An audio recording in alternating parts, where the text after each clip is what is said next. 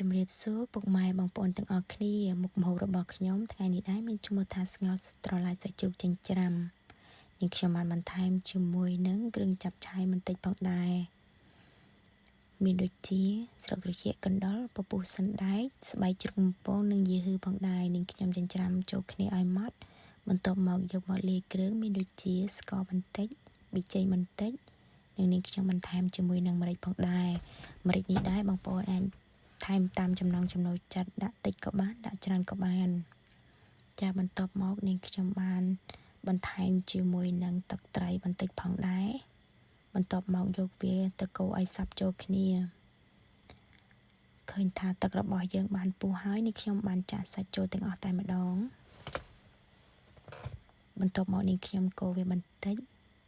ចាបន្លែរបស់យើងគឺមានពីមុខមានត្រឡាចនិងការ៉ុត